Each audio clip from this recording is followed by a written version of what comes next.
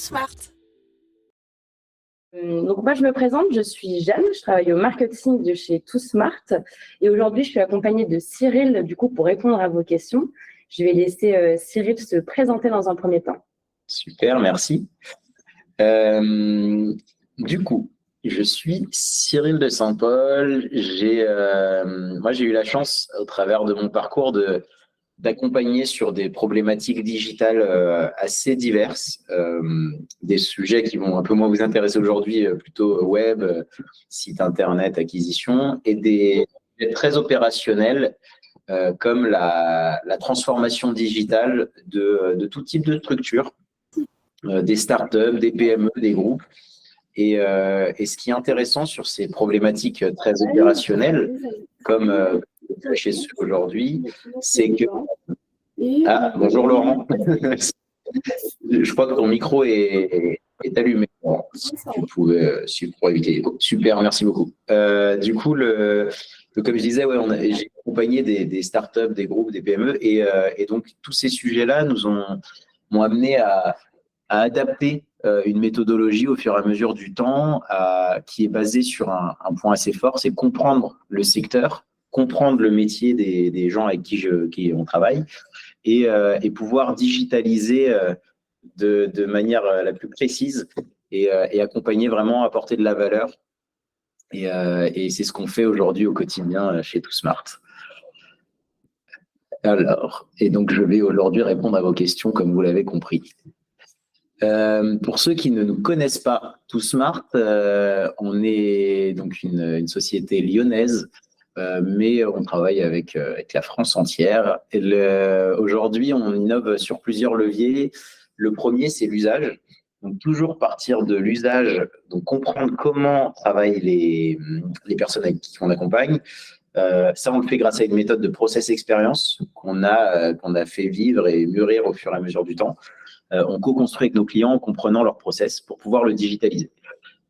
Ensuite, on innove sur la technologie, puisqu'on travaille aujourd'hui sur du no-code et du low-code pour créer des applications métiers. Donc, l'idée, c'est de choisir la bonne techno pour automatiser toutes les tâches qui ont un peu de valeur ajoutée. Et le business model, aujourd'hui, certains ici nous connaissent, mais on vend nos applications en abonnement, ce qui permet d'intégrer l'investissement initial, la maintenance et les frais d'automatisation, et donc éviter d'avoir à sortir des gros budgets et rentrer dans des projets un peu lourds, et plutôt aller rapidement dans l'opérationnel et mettre en place des choses efficaces.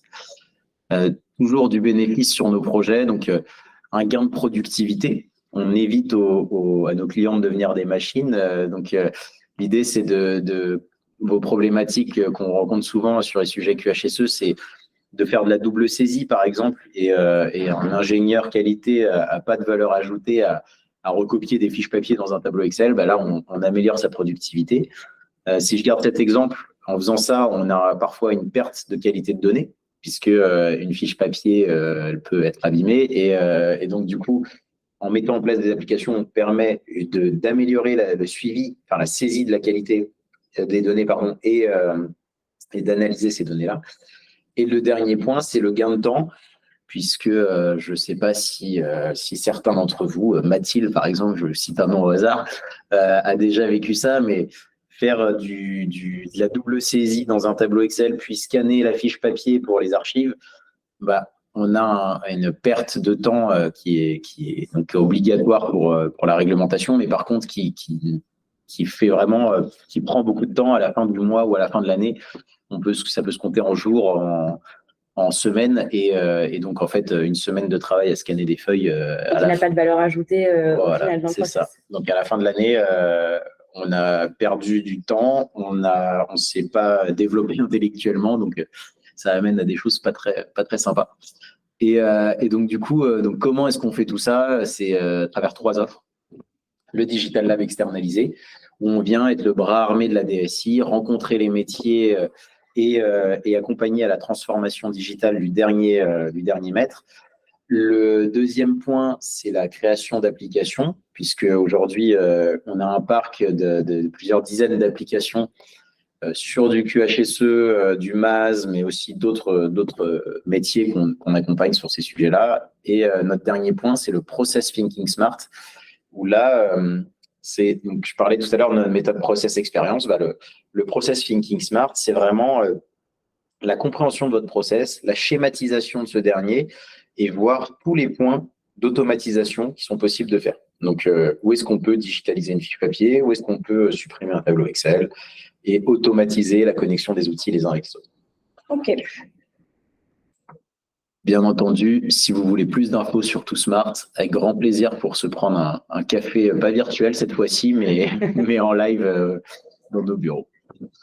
Qui mieux que nos clients pour parler de TooSmart. Ici, c'est une vidéo que je suis allée faire chez un de nos clients qui s'appelle Rivière, qui est un industriel.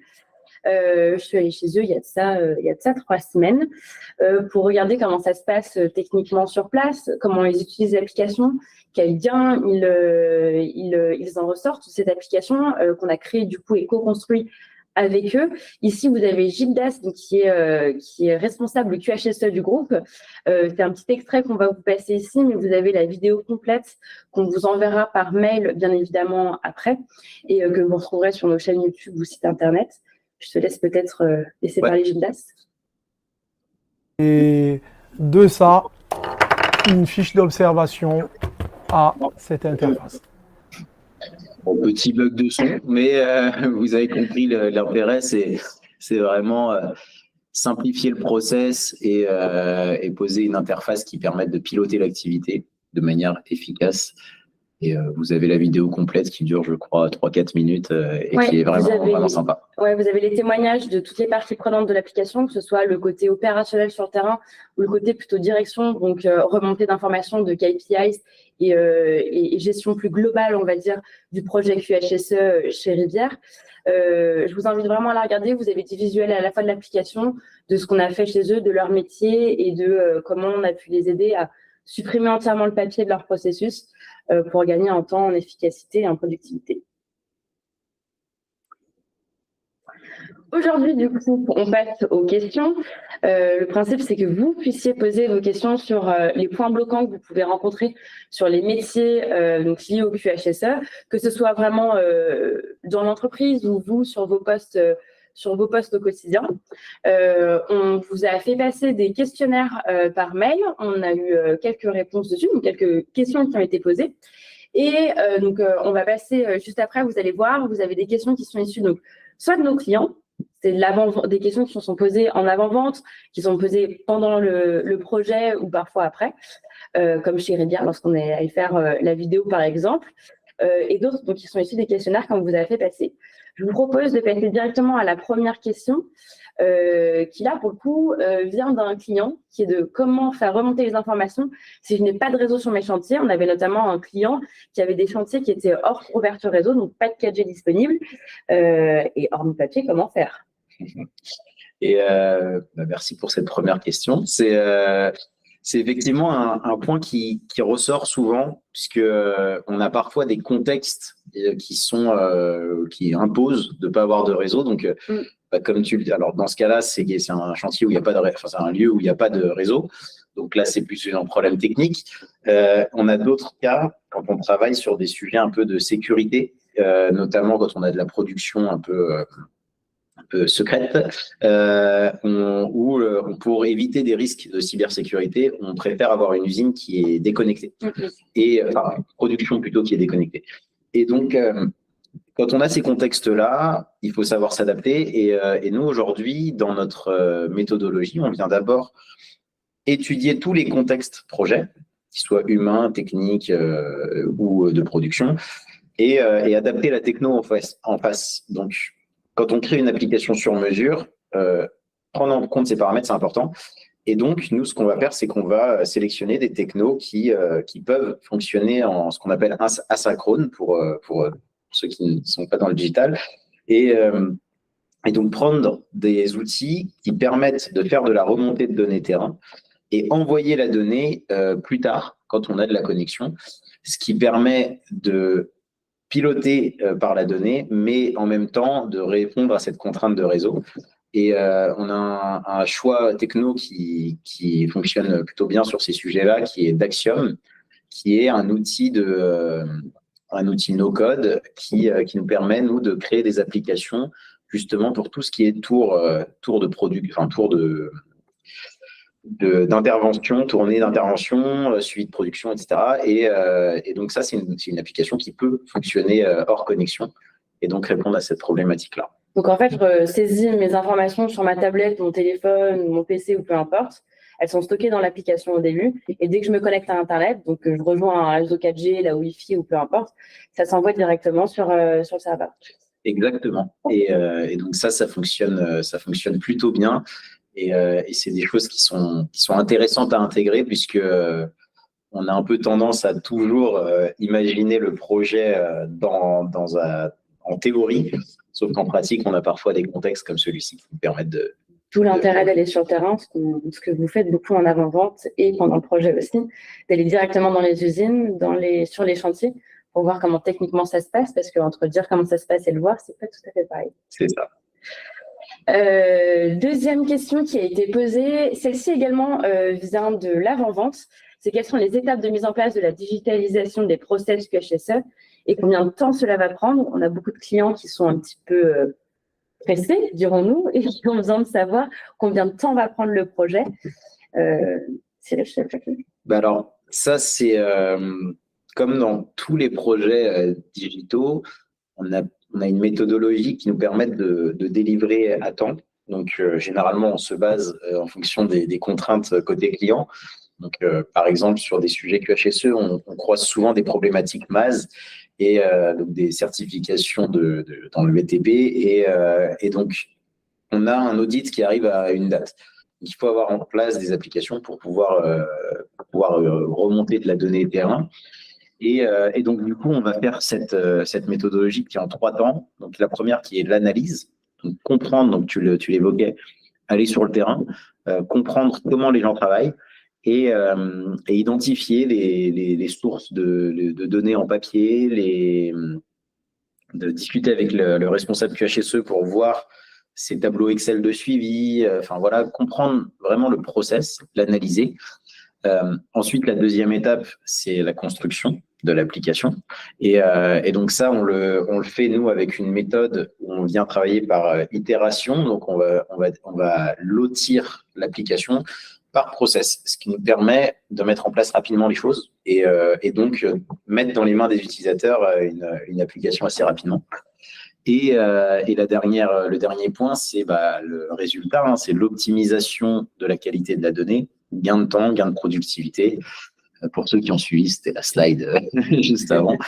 Et du coup, grâce à cette méthode de digitaliser chaque process un par un et d'aller rapidement dans la production, et notre choix technologique aussi, on peut produire nous, des applis qui sont dans les mains des utilisateurs entre 2 à 3 mois quoi, sur la première version. Et ensuite, on fait vivre et évoluer l'application pour que en fait, le projet soit tout de suite une réussite et fonctionne et soit intégré directement dans le process. En 2 mots, tu parles beaucoup de la technologie qu'on utilise chez Smart, qui sont donc les technos low-code, no-code. Peut-être pour ceux qui ne connaissent pas ces technologies, expliquer rapidement ce que c'est et les gains, notamment en termes de temps et de productivité. Ouais, très bonne question parce qu'on l'a eu la dernière fois. et donc, du coup, ouais, effectivement, aujourd'hui, nous, on travaille en no-code et low-code puisque c'est une techno qui permet tout simplement de produire plus rapidement on a une interface graphique qui permet de designer une application en live. Donc, si je prends le raccourci très direct, le no-code, on n'a pas besoin de compétences techniques pour créer l'application. En réalité, ça, c'est la version marketing. La version réelle, c'est qu'on a quand même besoin d'une expérience sur la création d'applications pour pouvoir designer rapidement les choses. Si je donne un exemple basique, si on est sur du no-code pur et dur, une personne qui a zéro compétence digitale va mettre 6 semaines, 8 semaines à créer un prototype, là où une personne qui fait ça toute la journée, comme les makers tout smart par exemple, ce temps-là va être réduit à une journée. Donc, c'est vraiment, il faut quand même avoir c'est possible, mais il faut quand même avoir une appétence sur le digital. Et le low-code, c'est l'entre-deux. C'est l'éditeur visuel et un peu de compétences, un peu d'injection de code pour pouvoir automatiser les choses et avoir quelque chose qui soit intéressant techniquement. Et le résultat final, en fait, par rapport au développement spécifique, c'est surtout le gain de temps. Parce qu'on peut atteindre les mêmes résultats ou des résultats proches selon les projets et surtout le produire en beaucoup moins de temps. Ouais, on le disait, l'application que vous avez vu tout à l'heure, Gildas parler, qui est responsable QHSE, c'était 3 à 4 mois de projet en fait pour pouvoir livrer une application QHSE directement dans les mains du client, quoi. C'est ça. Je passe du coup à la question suivante, qui est: est-ce que je suis obligée de connecter mon outil QHSE avec un ERP? Question qui revient régulièrement sur comment implémenter les outils en fait dans le système d'information. Est-ce que je suis obligée de tout synchroniser ou est-ce que je peux les garder en stand-alone? Alors ça, c'est un sujet qui revient souvent et qui, d'ailleurs, je ne citerai pas les noms, mais dans l'audience, m'a déjà été posé. Et donc, du coup, là, il y a 2 méthodes. La première, c'est techniquement, enfin, il y a 2 réponses, pardon. La première, c'est que techniquement, connecter un outil QHSE, quel qu'il soit, à son ERP, c'est à intégrer au début du projet. Et en théorie, on peut le faire si tu intègres au début du sujet, tu valides que techniquement c'est faisable. En théorie, tu peux le faire sur le projet. Par contre, il y a la pratique et le contexte dont on parlait tout à l'heure. Et aujourd'hui, on a certains sujets où rentrer dans l'ERP, ça veut dire rentrer dans le cœur système de l'entreprise. Et ça ne plaît pas toujours à la DSI si c'est un projet qui vient du métier. Donc, c'est possible. En revanche, si on ne veut pas le faire, si on n'est pas obligé et qu'on n'a pas la nécessité de le faire, dans un premier temps, peut-être qu'il vaut mieux faire vivre l'application, l'utiliser au quotidien dans le process et après la donner, à voir si on la connecte ou pas. Et du coup, la réponse sur ce sujet-là, c'est tout dépend de la stratégie projet. Est-ce que la stratégie projet, c'est d'intégrer la DSI ou même est-ce que le projet vient de la DSI? Ou est-ce que c'est une application qui va uniquement servir au métier et il n'y a pas de valeur ajoutée en fait à le connecter à la donnée globale de l'entreprise? Ça dépend vraiment de l'équipe métier, donc l'équipe QHSE ou l'équipe DSI. Très bien, merci beaucoup. Autre question qui cette fois avait été posée dans le questionnaire qu'on a envoyé du coup aux invités à ce Smart Talk, c'est: est-ce qu'il est possible de gérer plusieurs chantiers en parallèle avec la même application? Alors ça, c'est une question qui vient d'entreprises qui travaillent pour le client final qui gère le chantier et qui doit souvent intervenir sur des problématiques MAS. Donc quand on a de l'audit ou quand on a une personne qui gère le MAS au sein de l'entreprise. Et donc en fait, il y a 2 manières de le gérer. C'est en fonction du chantier, créer une instance par chantier. Donc là, le chantier vit en autonomie. Par contre, en 90% des cas, la donnée est remontée sur un seul back-office puisqu'on a une seule personne qui doit auditer tous les chantiers. Et l'autre possibilité, c'est d'avoir une seule interface en fait qui permette aux personnes sur le terrain de sélectionner leur chantier directement. Donc, les 2 visions sont possibles. Dans tous les cas, on peut gérer plusieurs chantiers avec techniquement une seule appli et en termes d'interface, plusieurs interfaces ou une seule interface. Ça dépend du besoin. Mais globalement, c'est quelque chose qui est assez central puisque quand on investit sur des applis QHSE, généralement, c'est qu'on gère plusieurs chantiers. Donc, il y a ce besoin-là. Et la question, je pense, qui est aussi derrière cette question-là, c'est le budget qui est associé, puisque, en fait, il ne faut pas se dire que si on a 1 ou 10 chantiers, ça va faire un ratio de prix sur cette application de 1 fois 10. C'est pas du tout le cas. Oui, ça risque d'impacter si on est entre 10 chantiers et 100 chantiers. Il va y avoir peut-être une marge de manœuvre en termes de budget, mais en revanche, ce n'est pas le ratio nombre de chantiers. Donc, je vous rassure tout de suite, ça impactera peu votre budget global. Je vois dans le chat qu'on a une question de Stéphane qui demande, mais du coup, est-ce que c'est aussi possible avec plusieurs marques, plusieurs entités? On pense aux entreprises qui ont des schémas un peu plus complexes. Ouais, effectivement, on a eu le cas il n'y a pas longtemps avec une entreprise qui, je crois, n'est pas dans l'audience, donc c'est bon. Et qui, en fait, eux, c'est un groupe qui a une dizaine de marques sur le même métier, sur le circuit chaud-froid.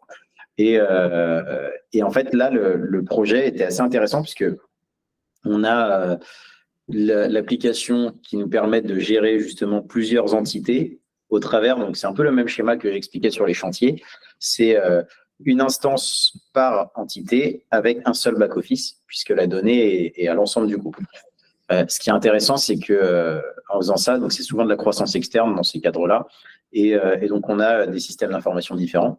Donc ça, en faisant ce genre d'organisation, ça permet de faire un premier pas vers une harmonisation du SI et donc mettre en place une appli globale qui est intéressante. Et si je fais aussi le lien avec le budget, c'était dans ce cas-là un projet sympa puisque les différentes filiales, différentes entités ont cofinancé l'application. Ce qui veut dire qu'en termes de budget, on lisse complètement, on mutualise les coûts exactement, et donc on réduit un budget global qui, côté TooSmart, alors là je parle pour nous parce que c'est un de nos projets, mais côté TooSmart, on n'a pas d'impact puisque le budget est le même. Par contre, côté client, on divise les coûts et donc on paye moins cher par entité, donc ce qui est intéressant, un bénéfice pas négligeable. Merci beaucoup. Question de rien, Stéphane. Question suivante, du coup, comment gérez-vous les mises à jour? C'est une question qui revient régulièrement sur les mises à jour et les évolutions du logiciel, sachant qu'on fait du spécifique et du sur-mesure, pour qu'il puisse rester à jour avec les changements réglementaires, qu'on connaît bien sur le QHSE, ou sur les certifications typiquement MAS dont on parle depuis tout à l'heure, et les besoins d'évolution qui vont avec l'entreprise et la vie de l'entreprise au fil du temps. Alors, sur ça, c'est pour ceux qui se souviennent, notre business model, on vend en abonnement. Et donc, du coup, ce qui est intéressant avec ce business model-là, c'est que l'abonnement, nous engage dans le temps à faire en sorte que tout fonctionne. Donc, c'est un point positif aussi pour nos clients. Oui. Et donc, comme l'application est gérée dans le temps, en fait, tout ce qui est maintenance et évolution de l'appli est intégré dans l'abonnement puisqu'on a une feuille de route et donc on réfléchit tout ça. Bien entendu, dans notre choix technique, on va aussi sélectionner des outils qui sont sérieux, entre guillemets, donc des boîtes qui ont fait leurs preuves, pas des boîtes naissantes, des technos qui sont techniquement stables et puissantes, pour justement limiter les risques. Je dis limiter parce qu'on n'a jamais zéro risque, mais pour avoir quelque chose qui tienne la route et qui tienne dans le temps. Et en plus de ça, on va, nous, dans notre organisation, mettre en place ce qu'on appelle un product manager, qui est un point de contact chez TooSmart avec nos clients, qui va, lui, être le référent pour l'application et faire en sorte de vérifier déjà qu'elle fonctionne, de remonter les demandes clients pour justement faire évoluer, bouger l'appli et faire en sorte que tout le logiciel qu'on a créé et qui est sur mesure fonctionne dans le temps, puisque c'est un outil qui est souvent, nous, on ne fait pas d'application loisir, entre guillemets, c'est souvent des outils métiers qui sont au cœur du process. Et donc, en fait, si l'application ne fonctionne pas, tout le process est bloqué. Donc, c'est très important pour nous que tout tienne la route pour que les clients puissent travailler en toute sérénité. Et puis, c'est dans l'ADN de TooSmart d'être plus en mode partenaire que réellement exécutant ou sous-traitant avec les clients qu'on peut avoir. Et le but, c'est de suivre du coup sur le long terme et dans le temps les clients pour justement les accompagner dans ces évolutions, pouvoir les détecter en amont et être force de proposition sur comment gérer ces évolutions, des ajouts de fonctionnalités ou de la maintenance tout simplement. Oui, exactement. Et on co-construit du coup toujours avec nos clients, on essaye de les recevoir chez nous. Enfin, il y a vraiment une logique de travailler main dans la main, quoi. C'est quelque chose qui est assez important. Et en fait, notre business model, nous, en vente en abonnement, Et l'illustration de ça, puisqu'on est obligé, en fait, on est lié. C'est une pression qu'on se met entre guillemets, mais qui est une pression positive et saine. Donc c'est intéressant. Autre question posée, il me semble, sur le formulaire également. Est-ce que les données du logiciel seront exploitables en cas d'audit, qui est une question récurrente sur les managers QHSE, puisque les outils viennent souvent, on va dire, de cette question-là d'audit. Ouais, et celle-là, je pense qu'elle a dû être posée par quelqu'un qui est certifié MAS, puisque en fait aujourd'hui, quand on est certifié MAS, donc certif du BTP dont on parlait tout à l'heure, ou même n'importe quelle certification, on a des audits pour maintenir sa certification ISO 9001, ISO machin. Et donc, présenter les données de son entreprise sous un tableau Excel qui n'est pas à jour ou remonter des fiches papier scannées ou physiques, forcément, c'est un impact puisque l'auditeur peut, dans un cas extrême, retirer ou en tout cas mettre un carton jaune sur sa certif. Et donc, c'est très souvent pour ça qu'on digitalise et qu'on met en place des logiciels. Donc oui, la donnée est exploitable. Et ce qui est surtout intéressant, c'est qu'on a un historique des données terrain. Donc les nombres de causeries, nombre de fausses, et les analyses de ces dernières.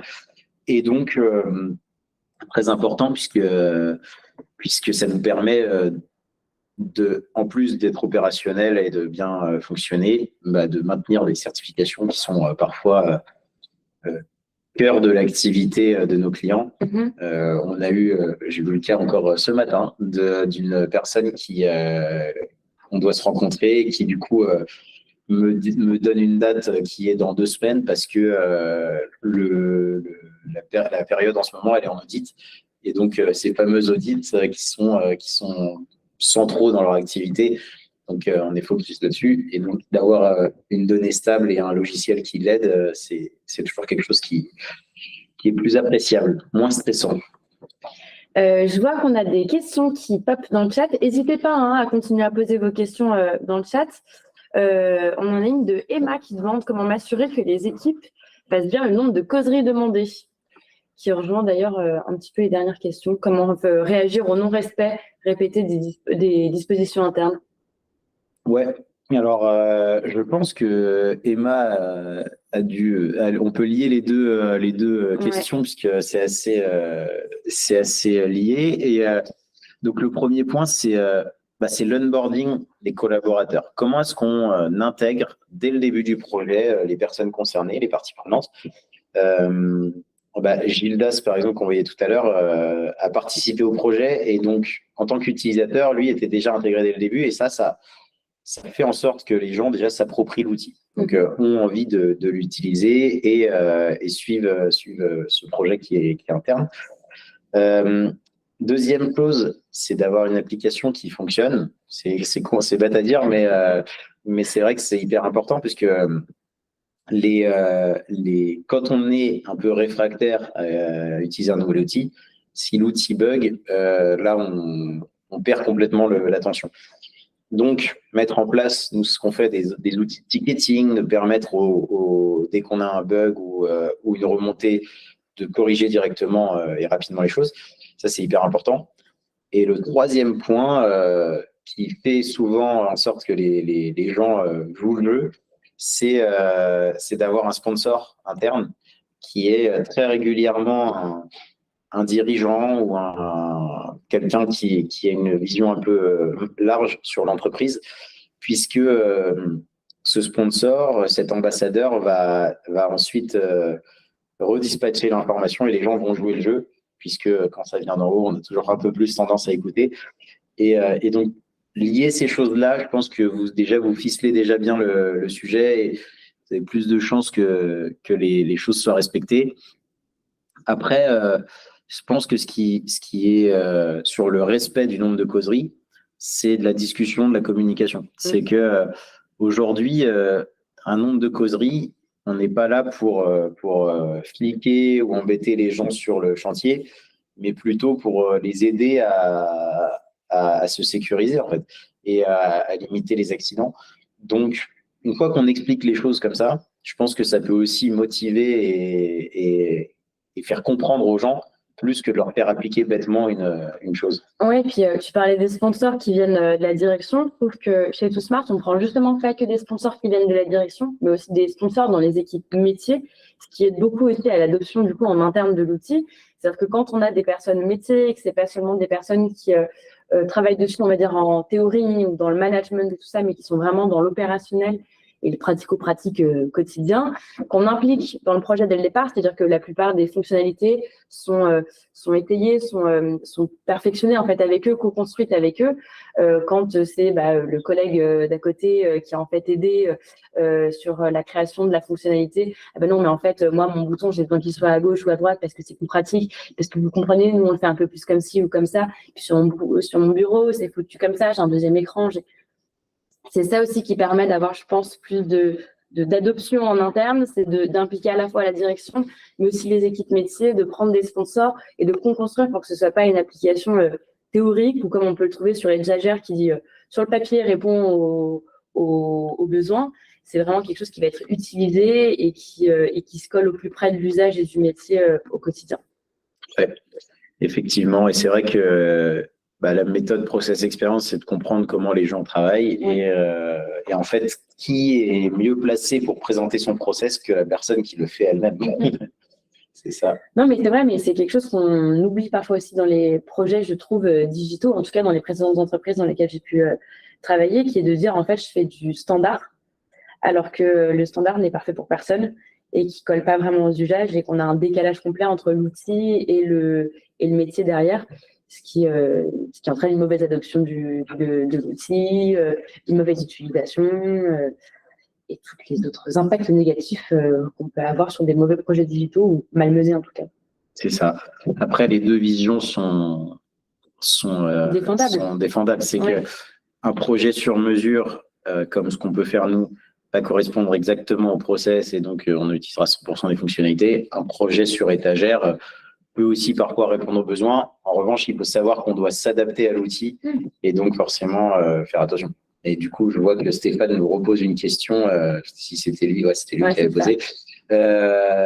Du coup, qui fait le lien aussi avec ce qu'on se dit là, c'est que est-ce possible d'intégrer des collaborateurs externes dans ce logiciel type intérim? Et donc ça, c'est exactement c'est une illustration de ce qu'on se dit là, c'est que on a un outil qui va coller au process. Donc, si vous travaillez avec des intérims, nous, on va faire en sorte de pouvoir les intégrer au projet avec de la création de profils, des profils internes, externes, donc à juger en fonction à organiser en fonction de votre process. Mais du coup, oui, bien sûr, c'est faisable parce qu'aujourd'hui, dans quasiment tous les projets qui sont liés au QHSE, on a des intérims ou des profils externes. Et l'idée, c'est de créer un outil qui ne vous rajoute pas de la licence juste pour des profils qui vont travailler 3 mois chez vous, avec vous, et donc du coup pouvoir interagir versus un sur-mesure où il faut intégrer déjà en amont qu'on a besoin de cette fonctionnalité. C'est aussi l'intérêt du no-code et du low-code, c'est qu'on peut faire évoluer les applis dans le temps. Et donc, si le process bouge, l'appli peut bouger rapidement aussi. Eh bien, je crois que c'était notre dernière question. Est-ce que s'il y en a qui ont encore des questions, je vous laisse les poser dans le chat. On y répondra avec plaisir. Entre-temps, on a… Pendant que vous lancez vos questions, vous avez un exemple ici d'une appli qu'on a pu créer. On peut choisir, donc avec la vidéo qui va très vite, mais on peut choisir ces chantiers, y intégrer ce qui peut être intéressant là-dessus, c'est de voir les fonctionnalités. On peut intégrer des formulaires, bien sûr, dédiés avec des actions qui sont menées, choisir qui sont les interlocuteurs pour on parlait tout à l'heure de suivi de l'historique. Imaginons qu'on voit que une remontée dangereuse, de situation dangereuse n'a pas été traitée. On peut, depuis 2 semaines, 3 semaines, on peut voir qui avait signalé cette chose, qui devait s'en occuper et donc bien piloter l'activité. Et là, on a la même chose avec les causeries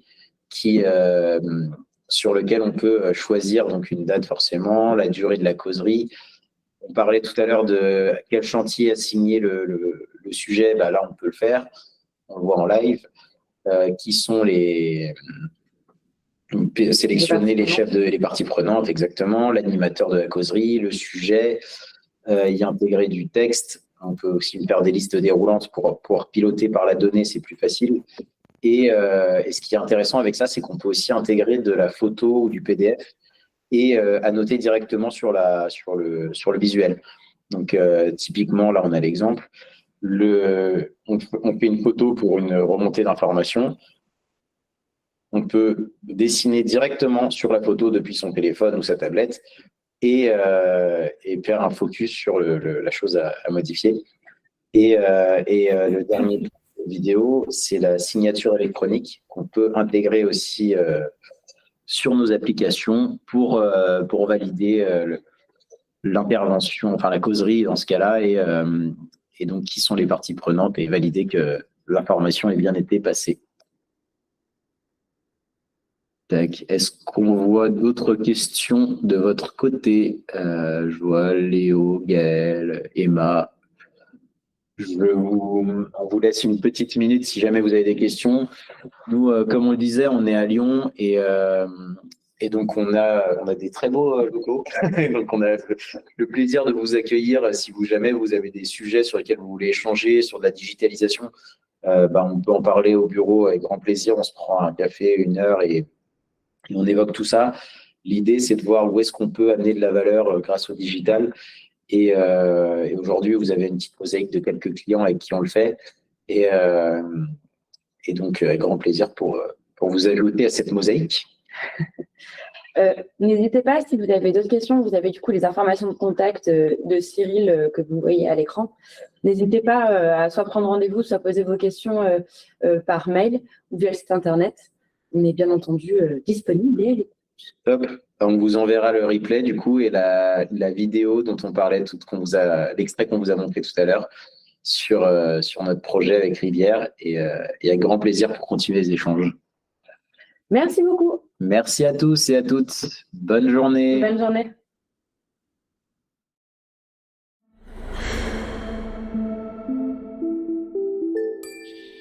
Tout smart.